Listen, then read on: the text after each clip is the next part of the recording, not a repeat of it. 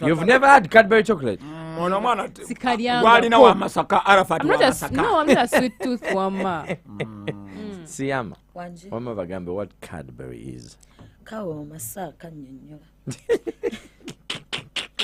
Tugenderawo kawoma. Basing on you know gamba And that brings intelo ya chocolate singangenze mbya party. Oman chocolate asawo mwenge.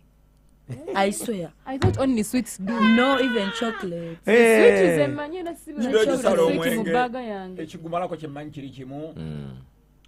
Kuba. Nedda obera ngoli. So bakuwa n'owulira ensi yeetooloola ate ne weyongera ettamiiro. Oyo gamba nga tamanyi. Naye kati nga ffe abanyankole. Twala. Mwana akuba n'okomya omununa nga wonywa like you don't eat it after. Onywa nga womununako.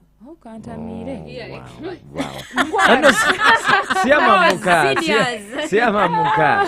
But Pamela, you know Cadbury, right? Yeah. Oh yeah. So guys, Chama supermarket get a Cadbury like Siama is saying. Omununa okolachi. Wonywa. Wesirikire. Is the background of somebody very important for you in a relationship? Does it determine? Welcome to the Red Seat. The Red Seat.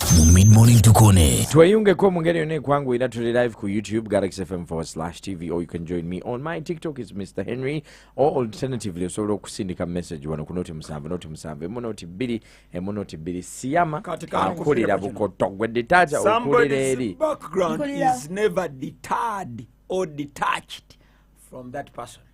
It can only be kept it can only be left behind nga onagamba nti kansoke nkisewali mbene byenkola, but it can never be detached from that person. Era kyolanga bakubuuza oli wakola ekyo olwa ne courts of law nga ffe bannamateeka ame lawyer kubuuza omuntu what's your background negwe kikyotali linako omanyi lwaki mu lawyer mu court bakubuuza what's your tribe ne bagamba alinitwe munyankole betwe bagala bamanyi how do banyankole behave ono kye yakoze ye kiri ewaabwe background eri so crucial. Yes. Mu kudetermining omuntu gwogenda beera naye. Naye tubirowoozaako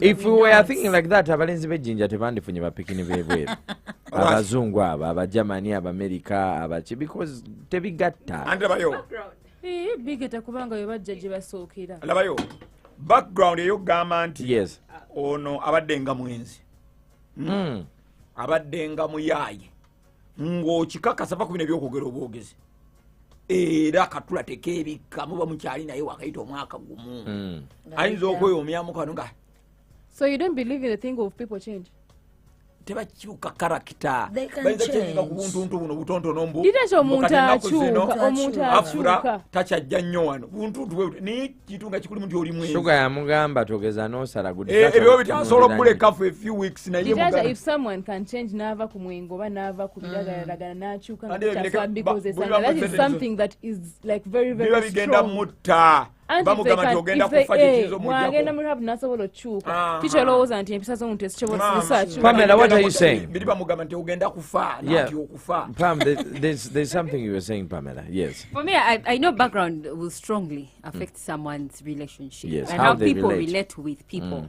But there is a yes and no to both of them because we don't want to entirely relate background to behavior. Okay. Yeah, though behaviors are influenced by someone's background. Most of behaviors, like the cultural, the social, the way they relate with people, the kind of community they grew up, because they say monkey see, monkey do. The things probably your father was doing as you were a child. Yeah. But at times you want to do them, or at times you don't want to do like he was doing. But then there are character traits that you pick up along the way that you can't change about yourself, which cannot be linked to background. Yes. But background, yes, affects. I've ever had a partner who, before maybe they enter your house, for them, traditionally they believe about you have to do what?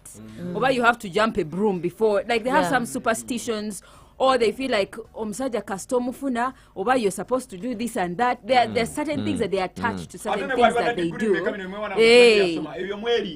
Because of the background they have come from, that is it why affects how they behave. As I'm coming to you, Siama, that is why abazadde abasinga, when you are relating with somebody, naddala mujine emyaka gyekivubuka, bajja kuleka, but they will ask you fundamental questions like omwana oyo avaawa avaawa like ewaabwe yewa, and then secondly like asomye asomeddewa because you know there are certain schools and certain settings we know ng'abantu abamu some schools have failed to bring out good women or good husbands and then bajja kubuza akulidde mu Kampala.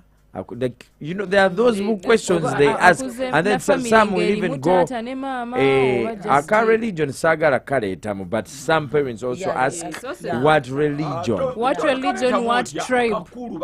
Yeah. Tribe and religion. Inculcating culture. Kubango okula bagamba kusaba emirundi 5 gye buto basaba kusande omuntu yakula amanyimbu kusande era bwomunga ndi kusande ngenda kola gamba yi olwokuba religion baya kimuteka ndi kusande ina saba.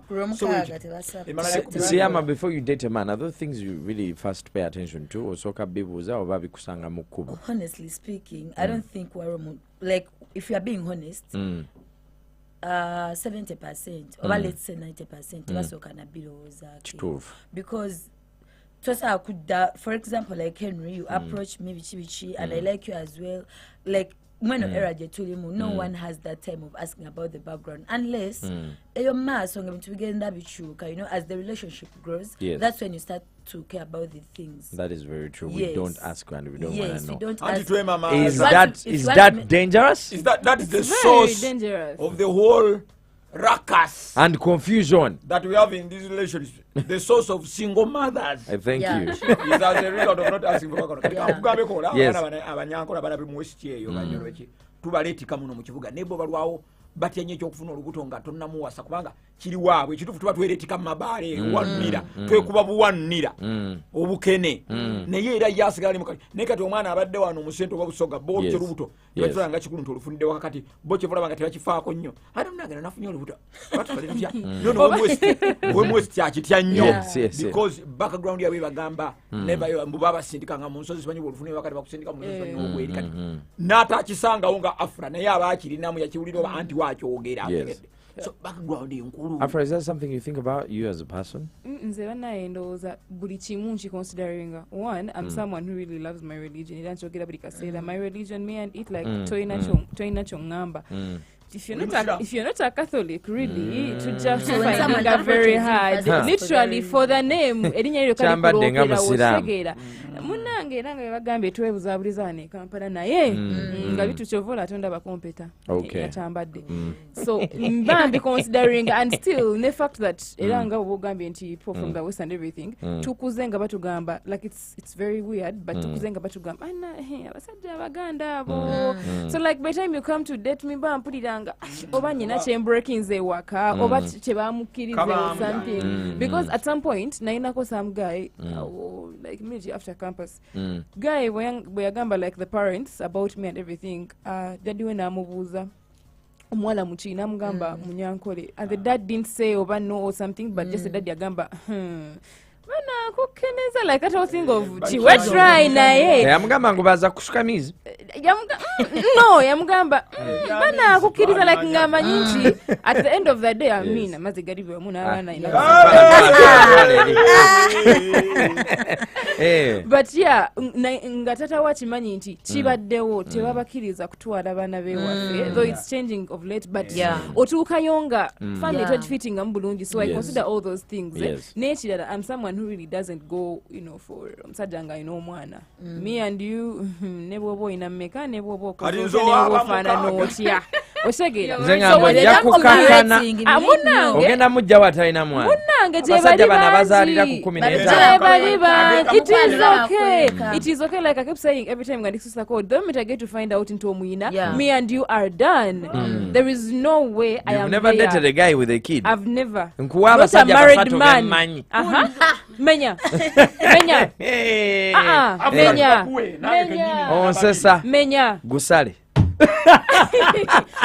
no but yes honestly speaking something I say atekati episode ebisinga ntwagamba that cannot be possible ababina kuzino simanya married men it's something I do not do. So when nzia nensanga anti oyina omukazi nze nawe kiba kikoze eki because I don't want to find myself in a situation where I am becoming a single mother because I did not know, then wolo bwatyo nga ono wagambye if you don't consider those things mu background be affecting either your life to come or life journey. But right you know, now. people say that love is blind, honestly speaking, because there's a friend of mine who I know who rejected a certain guy because of the kind of profession Jakora and the kind of family they come from. But love is supposed to be blind. Don't you believe that a relationship, regardless of somebody's background, can still... No, kiba kitegeeza nti ogenze like you're lying to yourself. Just oli mukozesa just oba emotions otokozesa mutwego and you know falling in love olina okukozesa buli kimu bwongo mutwego buli kimu n'okikozesa n'olowooza n'olaba bulungi n'omanya nti I'm not just doing this because nze nsobola okiyitamu bwe bankola bwekyo nja kuyita wano makati. You have to be in a relationship ng'omanyi I am in love, yes, but love jendimu. Am I comfortable? Am I happy? But you know that thing of brains comes after. In the first place, you can't even think about you can't use your brains and emotions. Then we also need to understand that these things have stages, yeah? Yes. Siyama, majorly your focus is one ngomukwano guchabimbye. Yes. Then there's a time when you actually now think about settling. That's what I said, like relationship again, but in the beginning, just I could down not andikira like you know. Exactly. Katena ngeri jovaayo. Kiraba mu ntandikwa kati bikuze bakuwadde lubuto oba muli mutya. Abala benaku zino talina budde bulowooza ku ebyo right away.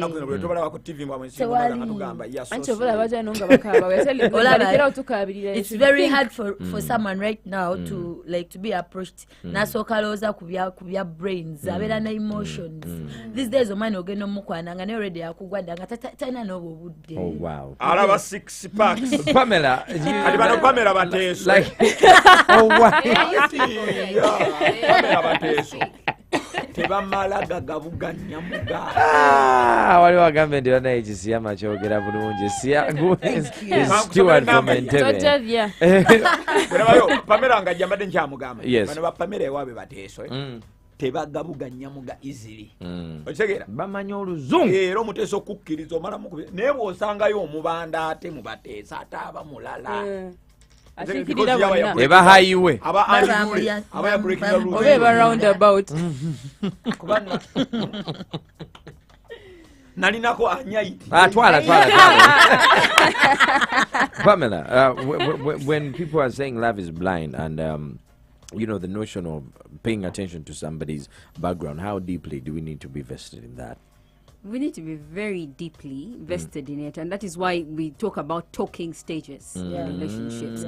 But you see, it's not as black and white these days as Siyama is saying that when I meet you, I'm going to ask, "Aye, munyankole, where do you come from? Do you have your grandmother? It becomes like an interrogation. No, it's not that black and white, and that's why people need to pay attention to detail or ask questions, not in form of interviewing someone, because then you're giving them a platform to lie to you about certain things about themselves. So I believe when you meet someone, already the way they behave, the way they carry themselves is already a bit of it, a snippet of how their background was. Because I started by telling you culture. When I talk about culture, I'm not only talking about tradition. I'm talking about culture is the way that people carry themselves, like you say, the school you went to, the friends you have, your interests, they're all going to affect your culture, like the way you behave, the way the things that you believe in, the way that you reason, the way that you handle conflicts, the way that it's going to affect every part of your life. So it's just when you meet this person, you must be very attentive to how they behave before even you go and ask, are you a Musoga? Because then the name, like Afra said, will tell you who this person is. We can't say that I am going to choose to fall in love with Uganda, or I'm going to choose to fall in love with a Musoga or Munyankole. Love happens, or attraction happens. After the attraction has happened, you start talking to this person. Maybe you go out on a date with them. They have to order something, or they have to invite you for a date. It's how they do those things that makes you start to realize that's the beginning of checking someone's background. Start observing. Then when the relationship is progressing, you must ask those questions. By the way, you must ask questions that you are very important to you. very relevant to you, and make you very uncomfortable.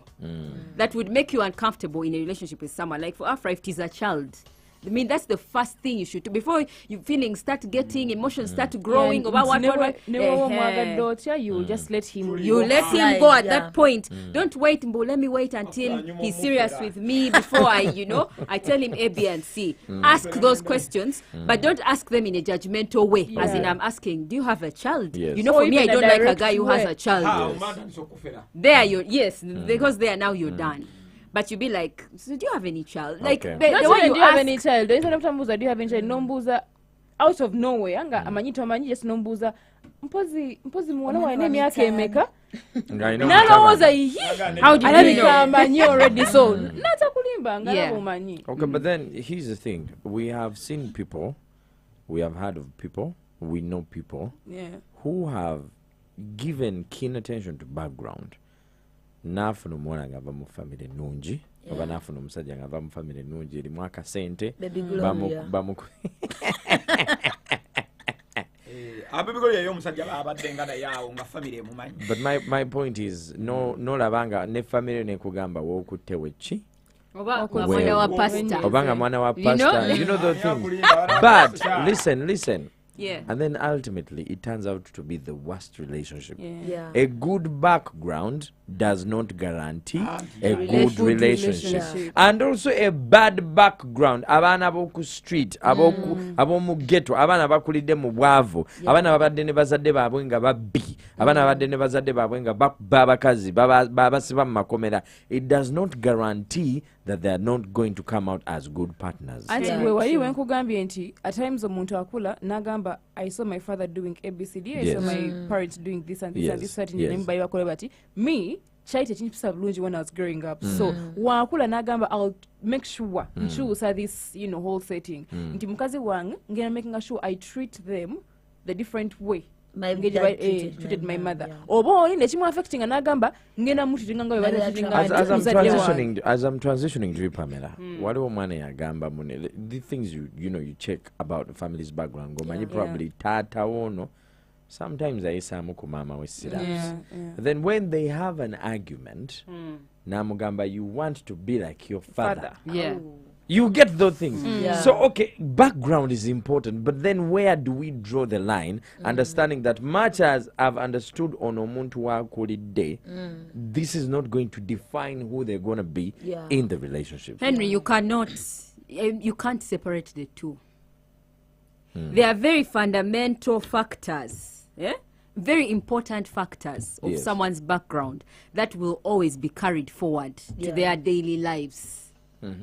Now, for instance, like you boys, I even ask girls, but mostly the boys, your first figure is the father, especially if you've grown up with a man. If you've grown up with a single mother, then you're also going to see a different kind of man compared to the kind of man who has been brought up by a mother.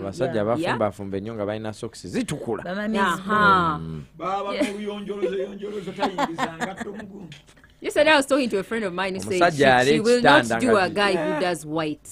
Like who does white socks, who does white undies, especially the ones that are like in panty form. Do men do white undies? I actually like guys who do white undies.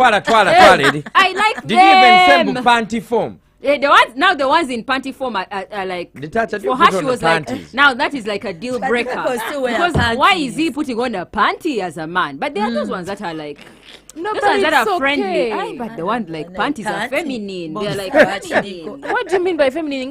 Bike and a box someone. Panties are for this movie to be. No, a man you put on boxers. But okay, hold on. So the problem I am, for example, if your man is panting, I know, like net the seven which if I'm a bikini, and you take me, you undress and you have a panty. I know it is a total turn off. Like, as an old man.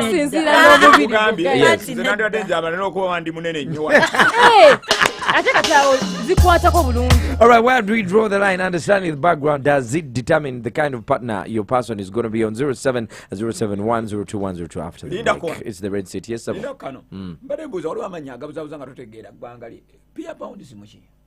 pounds mu Congo bamuyitaani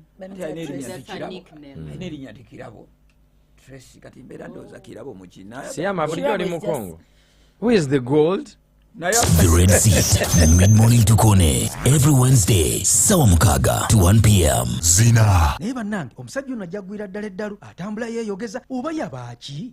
Bizibu byerere bwe yagula ettaka endagaano yagitwala mu kkooti ne bagigaana. Lwaki teyagenda mu gavumenti n'agiwandiisa? Ate atya.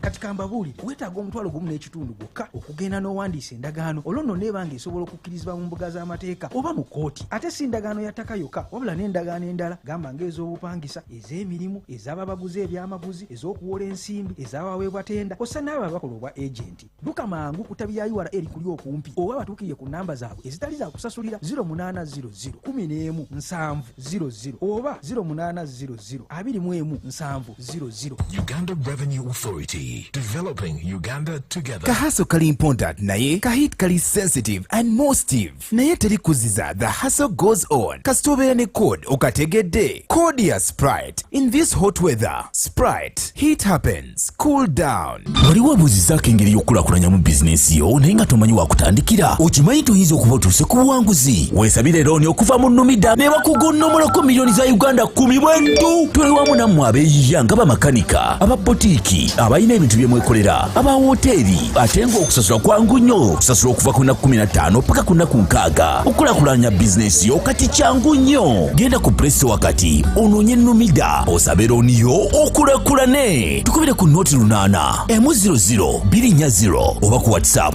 ku 0787 56 03 oba tukyalireko ku mutimbagano gwaffe ogwa www.numida.com. Numida, kulakulanya bizinensi yo. Walk into Isbert University City Campus at Conrad Plaza and embrace your passion in IT. Most rewarding and fully accredited cutting-edge diplomas and UBTEB accredited certificates, besides several short courses like CCNA, cybersecurity, data science, cloud computing, AI and Python. Isbert University is renowned for its world-class infrastructure and best teaching skills, thereby ranked among the top 10 in Africa by Times Higher Education UK. For details, visit us at Conrad Plaza in Tebe Road or visit www.isbartuniversity.ac.ug. Isbert University, empowering lives, empowering Uganda, empowering Africa.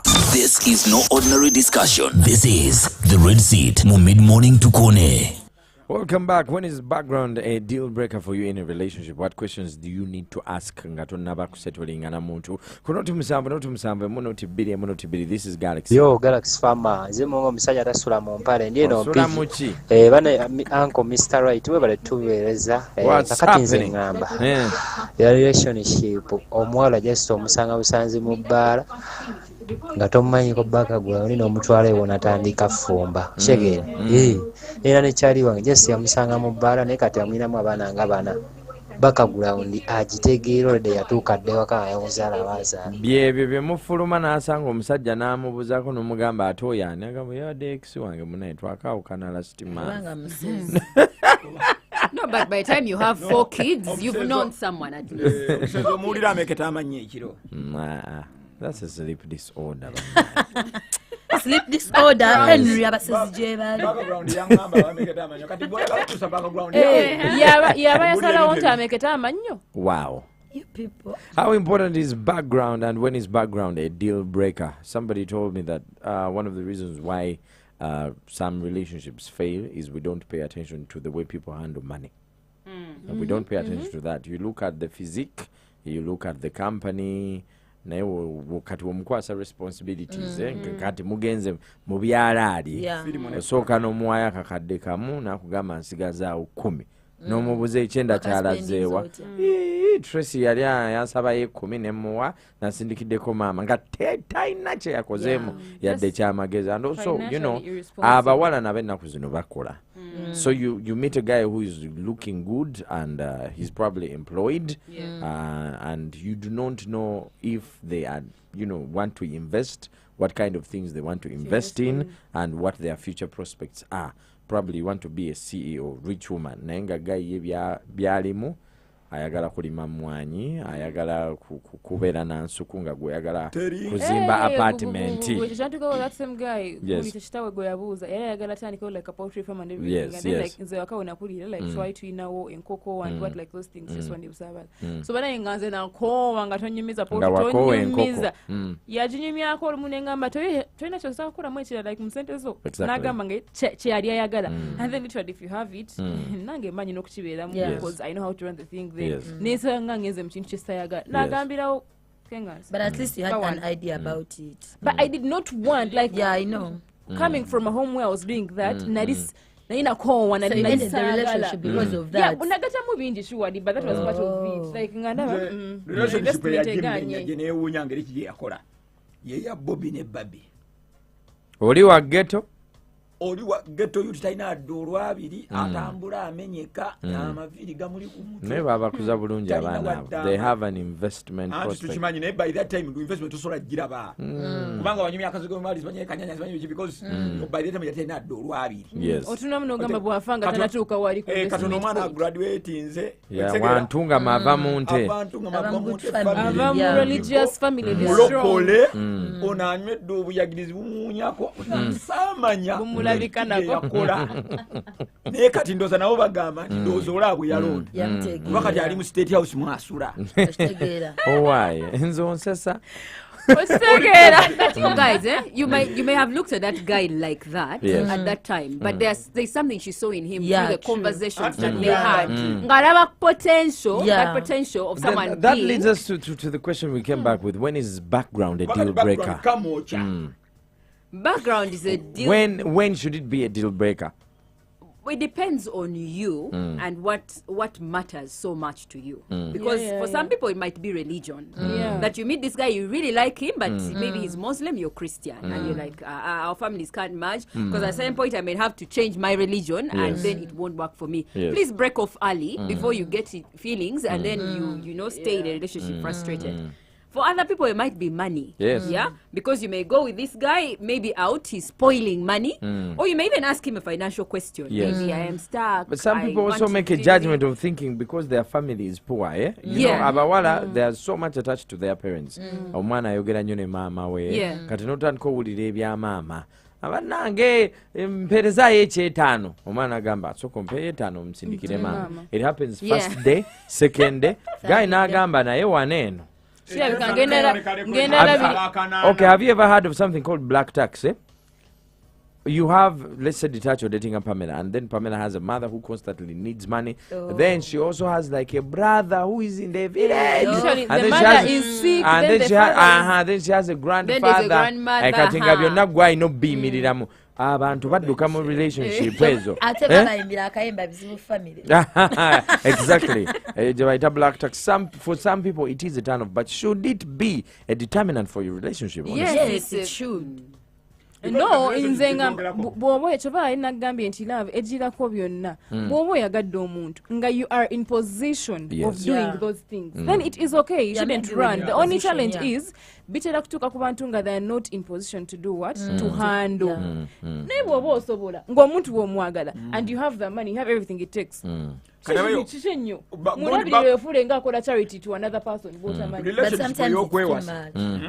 etwaliramu abantu bangi abantu bagenda mugenda kwa mukazi wange mukazi go mbuto yagalire wano budde buche simanyi emyaka giyitewo relationship etwaliramu bamama bwe etwaliramu baganda bwe etwaliramu bali because togenda beya ulako mulomo mukazi ne bona beya ulako muntu andi kwate kijja kubera throughout nawo ojja kutukishira okolechi olaba yo dongo kitegedde kakati fetwalina gayi wafe yawasa omuzungu yafuna omuzungu gayi nga musoga Raga muffin.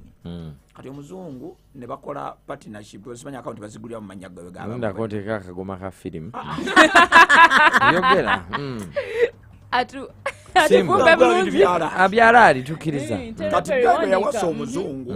Omuzungu namugamba ne bakola account ya awamu. Bonna basigitore babajita batiye. Fixed account. Fixed account. Omukazi abana ye. Joint fixed account or joint account. Yes. Nga mukuru agenda najeyo ko bujana yamba abantu benga bali bubi.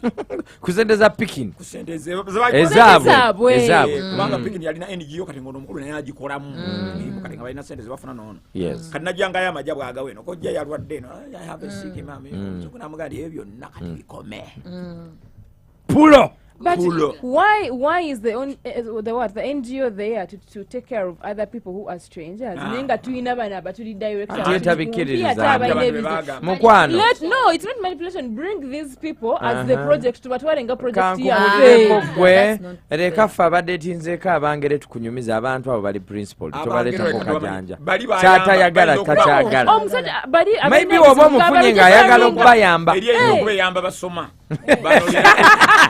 Olina kujjawo yazala ddabana mwenda eyamba balema yes kati guy family yonna ne isolatinga yes osegera none ngomugambo yadde ko mukazi tasola tuyamba na family yonna nasoka nabaddukamu osegera ne time yatuka ndozo mukazi oluvanyuma lw'okubeera naye emyaka ngi ate ne baddawo ndozo mukazi yamala n'amanya namugazi fa Afrika bwe tukola ki nategera watagwan yes atandika kati amutaayo ko kasente naddawako ku bantu naye nga kyali kiganye nga naye kenyina yagala nakudduka nga lebeddala kye yayingira mu kimwawudde ne family ate nga awulira abaagalo yes one of the other things you need to really pay attention to besides money, culture and religion nebyo ebirala byonna byetwogeddeko ebyobusezi omuntu gwolina akyamuka atya abantu abamu bakyamuka no I'm not saying that other bedroom kuchamuka like waliwo abantu abakyamuka for example mubadde mu relationship nga tannafunako nga opportunity efunanga guy wa Range Rover omugambako that excitement konna tukuyita kuyimuka okitegeera so oli naye akwagala naye out of the blue guy akusingako emirundi nga 10 najja n'amugambako maama nze nebeerabira ggwe. Listen, it goes back to what I said. Somebody coming from a rich family does not mean they have a rich mentality. Someone coming from a good family does not mean they are going to make a good partner. Abantu abamu abaana bano betulaba ayinza oba nga akulidde mu kisaakaate nga balina amamotoka balina ssente naye nga takwatangako yadde n'akakadde ka ssente okitegeera kati afune ghetto use azimuwe bwe ziti nga nkalu okitegeera nga gwomanyi omuntu yamanyira ssente akulidde mu ssente oba nga tatuulangako yadde n'emabega wa steering from childhood bamutuuza mabega wa motoka genda mu kyaki tugende mu katale ku ssomero kyakolako ekyamanyi ku motoka kwe kujooza nga tamanyi givuga gwe titacha nobeera naye okimanyi maama wayina emmotoka motoka nezaakabizi Range Rover Brabus ne bamutuuza mu Ipsam oba Primo ne bamugamba kati gwavuga Bulad yakwerabidde dda naye waliwo abantu abatabana bintu ebyo naye nga bali strong munda mu bbonga ne bwabiraba nga birebe bukulu asigalanga izero nga teyabiraba mu buto naye nga izero otegedde waliwo abantu nga balina ati oyo kati nze olaba ebintu ebimu kati olaba nga nze wano nti nakulira mu Jamaica tulina nnyo okusinga maato tegere emmotoka zibanyo n'abantu bagagagagga biki ebyo abasinga tuba ku bizingazinga maato awo ku myalo nabugaali sentano kizowulira Westmoreland tulira ne Lucy zaani ezo Glendon kankwongera akagoma ka firi very wandika yogera taata kalonga ng'omwana oyo Shensia bwe bamuwa olubuto ng'alina emyaka 17 kyali nti family gye yakulira wait a second.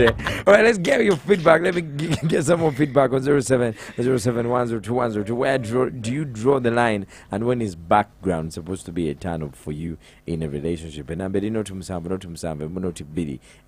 This is Galaxy. Tuli bulungi.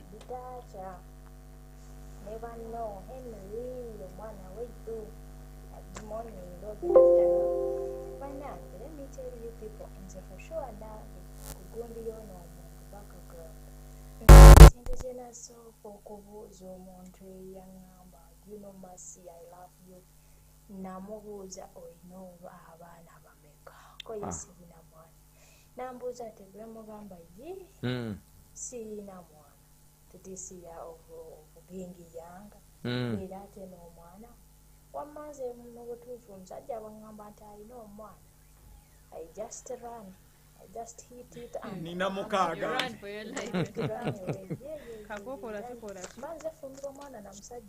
Galaxy 0707102102 nina mukaga yo Mr. Henry kutuweereza amanya ogerako ne Kigasani namawulira tuli bumu kola mu Uganda ekine bamasimu TV ne ku radio kuvega msafu kakati nze ngamba ku mulamu ogwo goresi oyo mbadde manyi omusanga busanzi nga muwadde gwa mukwano nnyo n'omutwale waka n'atandika okufumba sikwe kutomera okwo kwowulira Galaxy. Hello, Galaxy FM. Good afternoon. Good afternoon. Okuweereza. Nze nno ndi mu Banyankole wano Nabakiga. Naye era okuyiga tekuggwaayo. Kyemba manyiiko era bo bakyogera wano bendimu nti bo tebafumbirwa muntu atali wa culture yaabwe. Nembabuuza lwaki mbuyo beewaabwe bwe bati tebafumbirwa muntu atali wa culture yaabwe.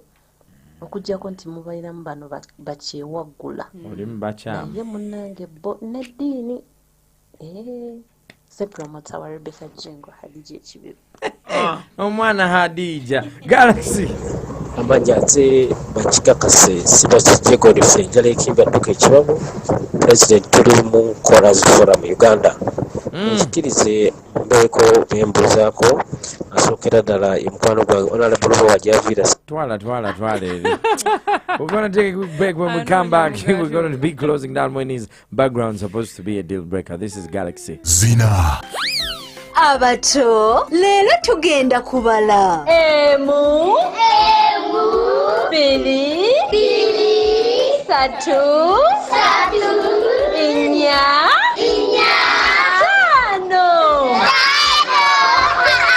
nyumirwa engeri empya ettaano ez'okwagala omwana wo woweeza era okuma olususu lw'omwana wo ng'okozesa enkola empya ettaano Movit Baby Jelly Original okukuza omwana wo Movit Baby Jelly Aloe Vera okukuma olususu lwa shibubu wo Movit Baby Jelly Cocoa Butter okubudaabuda pinku wo akawoowo ka Movit Baby Jelly akasaamusaamu okukakkanya omwana w'omuto ne Movit Baby Jelly Avocado okugonza olususu lwa bujubuju bisange mu maduuka gonna agakuli okumpi Movit Baby Jelly okwekakasa kw'olunaku lwonna.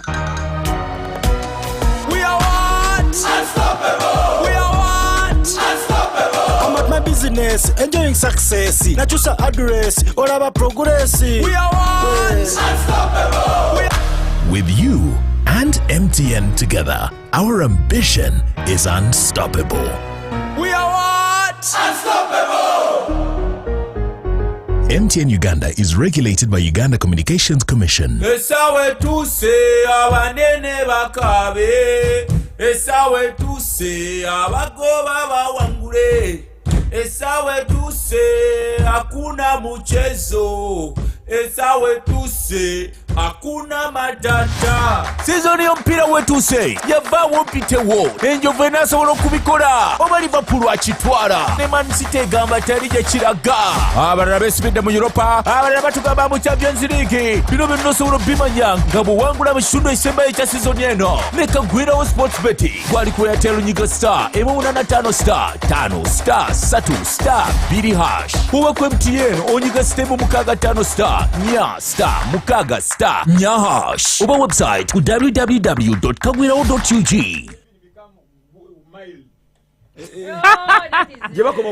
When I used to have one, but when they are 6. Welcome back, the red seat. Emboze tusemba baby mama kati. Every Wednesday, sawa mukaga to 1 p.m. You have 6 baby mamas? Yeah. Mbade munyumiza nti mbade mulagano bifaananyi nakagenda okulambula omwana wange Bliesu Asagali second born ali mu P7 yakugamba mbu Ika ye yamuyisa Ika na yakana ye yamuyisa ebibuuzo Flora yanyumiza first born ali Kololo high zitese so high yategweta mama we asasula mama we ayikasimanyi first born. Have you seen this thing, this training thing on TikTok? Like these like things I got my child and then women put their dads there. Useless. Oh my God. Very disrespectful. This is what you people forget. Like that it's not right. Okay. There are more baby mamas than baby daddies. Yeah. Because abachala muri banje. Yeah. Linda komba abana tubatuweza demu. Bazala ewali single mother. So that's what. Oh, maybe that's what it is. Zabange single baby mother bafumbirwa. Nasoko zala mu bafumbirwa. kati kitegeeza ndi wabisima. I opened up doors. All right, welcome back. The rest is what we are talking about. Background. How important is it in a relationship? Or kuteka kesida, and when should it be a deal breaker? Kunoto musambu, emunoti bidi. Abantu amu baina no go zones, especially when it comes to religion, when it comes to family, when it comes. Domestic. Yes, I was going to talk about that. Yes. How do you know? Is it written on somebody? Yeah, no, if someone's father is a beater. It may not be written on someone, but you'd see issues of temper. Yeah, how they for instance, maybe you make an appointment. It can be that simple that you make an appointment with someone and say it's for probably 5 p.m. And then you're late by maybe 30 minutes or 10 minutes, and then you make this call and say, sorry, baby, I was late. And you will see from someone's temper, the way it flares, that this one might have some sort of violent background that is causing them to be like this. Or maybe even, what other example can I give of a violent person?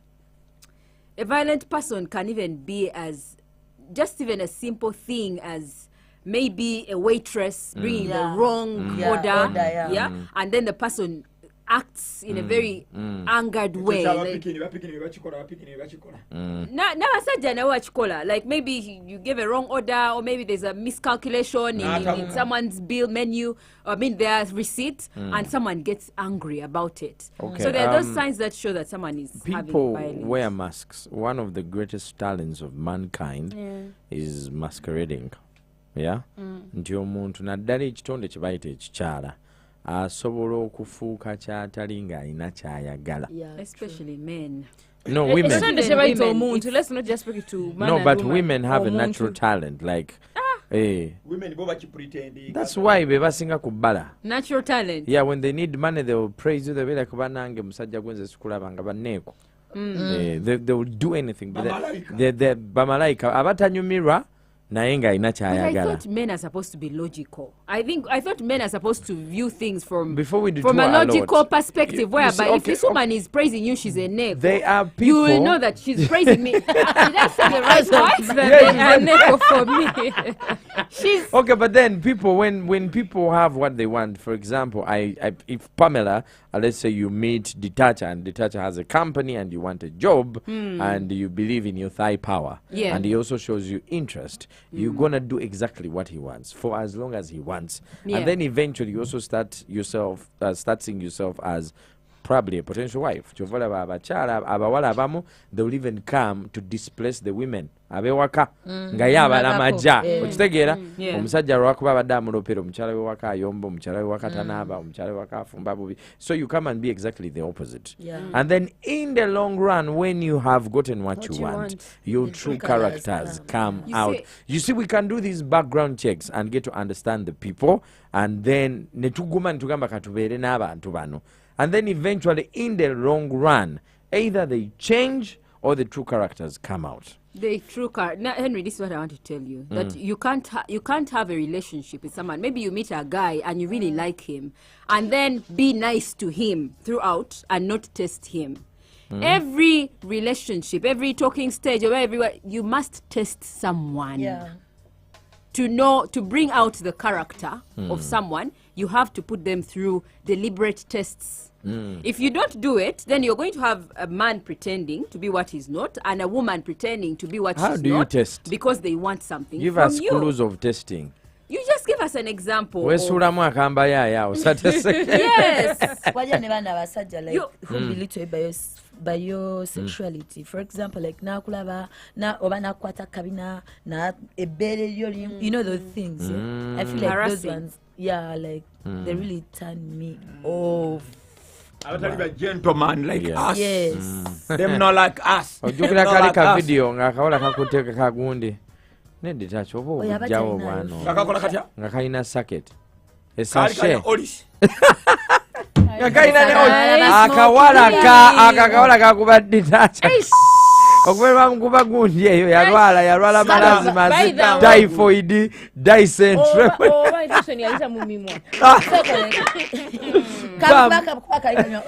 Them not like us. Ali ku TikTok genda omufune waliwo n'akalala ke yatwala ku boda. Ditacha buli bakwata TikTok olwala. Yes, Pam, what is you were still explaining your point. Yeah, like you have to be deliberate. For instance, annoying someone. If I want to test your temper, I'll deliberately annoy you. Intentionally. Yes, intentionally. Like that is so unfair. It is very fair. It's very fair. Because I can't. You know what you're getting yourself into. So if I want to see your reaction, I also try and cheat and see how you react after. I think that's a different thing. Now cheating is going too far. So why are you annoying me to see my reaction? Cheating is going too far. Yeah, but now, for instance, you can decide to. Because where it hurts men most is when you make an appointment to come over to his place, and then all of a sudden you retreat and say, no, I'm not going to do it. And then or you even don't communicate. Notamugamba and sijja nasigala nga alinze notamugamba I'm not coming or I'm coming. You communicate. I'm coming. I'm communicating. And that's why you want to see, okay, Anyiga to what extent? To what extent? Like, you really have to test them to the worst. Even when it comes to cooking. But can you do that? Are you being honest? I'm too scared of losing your relationship. Very scared of. Until now you need go to testing. Most times it's when you don't be in the same room with a stinger. See, I'm a hali wakutuzizako panchi. Batituzanga naye abaana banyiivu kati nditakyambu ng'omutestinga physical yakuwadde ebibyo ng'omwana yanyidde buntu bw'olwadde omutaka ayimiridde bw'ati ng'omugamba not coming and then you show up. Omulaba kimafia yanywedde obuntu bwe. Yanywedde obuntu bwe omutaka ayimiridde kati akyayimirira normale. Abawala batesitinga obajjawa shuga nga ali ku kizibu anywa bwenkanawo amazima mirundi emeka gye wayimusa ng'oli kunnakyo no those things mirundi emeka nze since when I was born up to now yeah alinit nonda kugezesa tugende alinit dizacha yes abawala batesitinga sebo omwana yanjirako amazzi mu buliri mwana walitonda naba nedda twali nali ayombanga simuddamu kati nageza sikasika nasika amasuka nga labera sifudde yagasali tunenga nsigadde mpujjadde ayatala nga nzala yenaleeta amazzi agoota aganyogo nenfukira awo nnyo omuniga gaali ganyogoga bwe naamuleka oludda kuleka ajja kusala akantu kati wakola oti omuniga 1 abakuwa yanyumiro etali kiddira sobolo bananata. So Pamela, you've known Ditacha is a violent man.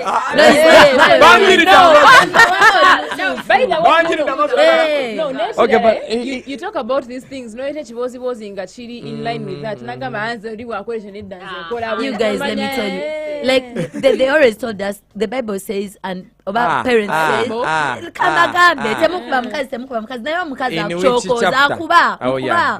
obviously, you know,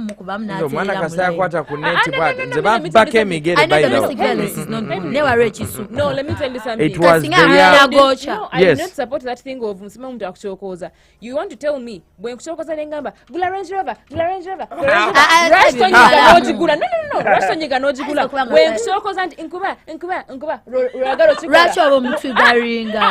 human. You guys, men are also human. I'm also triggering you here to do the good thing. I'm telling you, build the house. Then it means emotionally, you should also be there at a point where you can control yourself not to fight. Men also have feelings. They get hard. There is no excuse for violence. There is no. Yes, and you learnt your lesson, and no. you knew it was she's a kind of woman.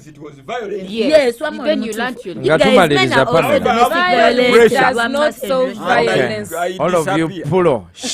Nze mbadde ngamba when drawing the line they want to tell you social way we do things.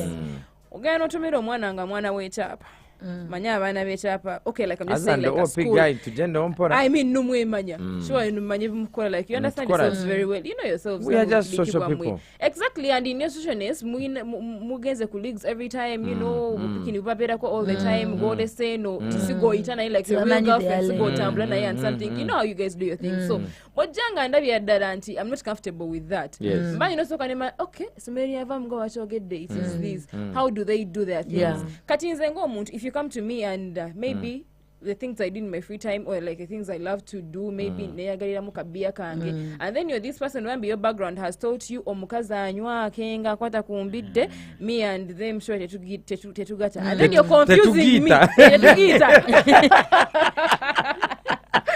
But you're confusing me, but what we can handle something. We can, work through it. There is no working through it because ngenda kulimba anti mvude kunayo nenga sijivude kwa sagera. Yeah. So there's a difference between change and behavior, growth and behavior. You can grow into a relationship and you sacrifice certain things for the person and for your own being.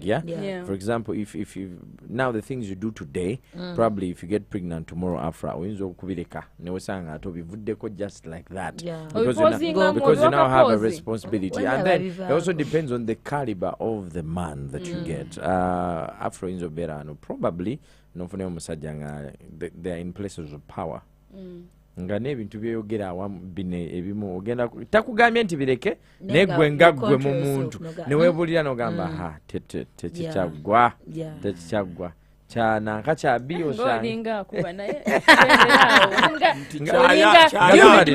yes Siama, as we're concluding, what are your final words when it comes to backgrounds for relationships? I just feel like Joko Mokula, that's when you get to know a person, because honestly speaking, you cannot tell me like in 2 months this person is gonna be honest with you, like with everything. You get like when I was still young, I grew up thinking my mom was the only woman. You're like old.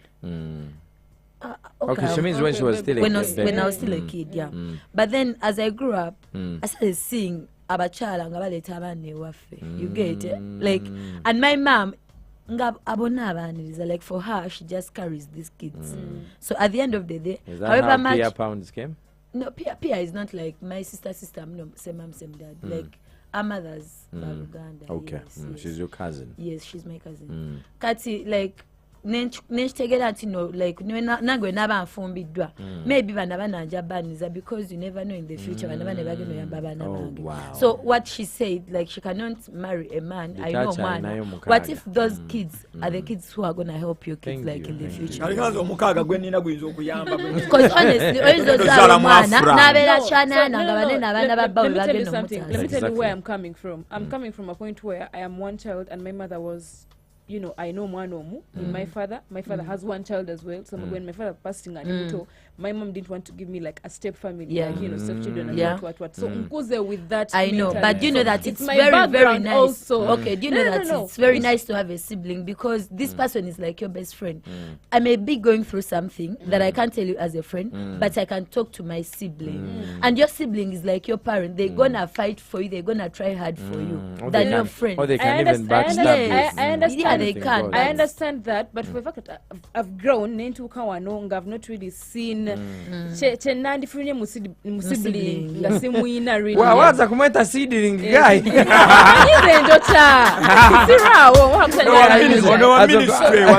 So as of now, Bandabanga, I've not lost anything by having a sibling, so my child would not still do the same. But I feel like your child be the sibling. That is what you feel. And okay, we shall continue this conversation off air with the two of you, but then online.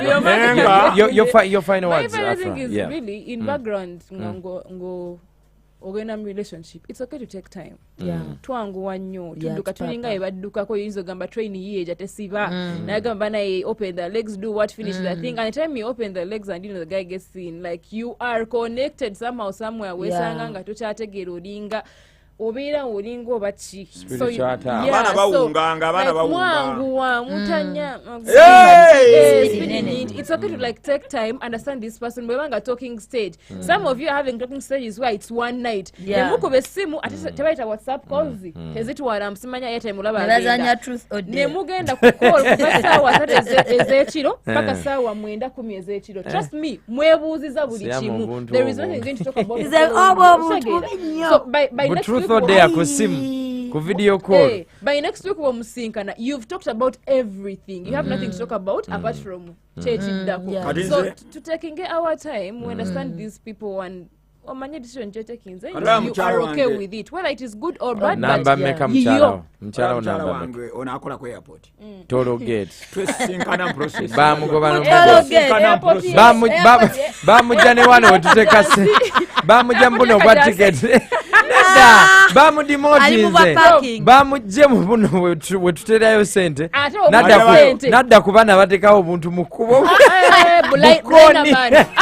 primati wamukwanira ku YouTube twala eri yali YouTube yali YouTube obadde ogamba Waliwo? ku YouTube waliwo emyaka ng'etambulidde kubanga te Henry naye nga alini tukyaliyo ku mpewo tukyali eyo primati bivuddeko abaana mbagamba ekintu kimu obufumbo si bwaggezesa ate era tosobola era kujajinga muntu nti tugenda kubeera buti future tosobola gijajinga mukkiriza abasajja abalina abaana mukkiriza abakyala abalina abaana mukkiriza abantu abalina background ebizikyuka mukkiriza abantu abalina kinaye nga ogendayo nga ngono bwagambye abantu abasinga emotions zibafuga okusinga obwongo teekamuko obwongo bwetagisa bono mba muerektize building temulowooza nti mujja sigala waggulu ku kalina eyo paka ne bwomala okuvaayo ku kalina odda ground floor kikyembadde notunula mboozi nebikyuka ate ekirala abawala bwe bali nnyo baggayi bafala nenja okuba omuvubuka ng'alina ekigambo sina luyi Pamela your final one My final one. I've heard that a guy does not think clearly until he has done this thing. That however much you spend a year with him or 2 years or 3 years, as long as he has not entered, he's not going to. You're not going to get the true version of who he is. Then I have also heard, and I know this, that a girl is. The girls that you guys call loose are the girls that give to guys they like. Like a girl will be cheap for the man that she likes. As in, she's ready anytime for the man that she likes. But she's going to be hard to get for the guy that you're right. she doesn't like. So that aside, background. Since we have established that background is an important factor, significant for everybody who is getting into a relationship, like a serious relationship. Everybody out there, you should be able to, the way you write your goals, daily goals, everybody must have relationship goals. Oh yeah. When I meet this guy, what do I want from him? Do I want just fun? Do I want to establish what you want? If I'm looking for a serious guy, I must have key questions that I must ask him that are deal breakers for me and that have to do with his background. Once you've established, and you write From them the down, start. by the way, write them down because you're going to forget As these we things wind up. because you're clouded by emotions. So Yes, write yes. them down Oh yeah. and let's. Oh yeah. And sometimes you can forget because you really like the guy and you forget to ask write them down. Just write them down and that's all I want to say. It is going to be a transaction, not a relationship. Let me give you guys a story. Even if it's As a we finish, transaction, there was it's okay. this Toro girl I had at university. Beautiful family she used to come from. No background of violence. Everything was fine. So one day, the argument was heated up. And it was still like a one door manual ka single room kinabiro thank you no omuwala yanzigalira mu room naggalawo ekufulu nakwata ebisumuluzo nalina buno buneeti bw'ekyuma yasooka nankuba eyajeetiri yakwata waggulu ku neeti omanyi dabo kiiki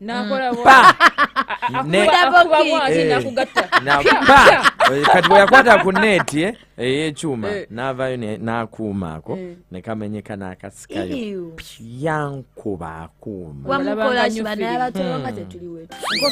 abato leero tugenda kubala emu biri satu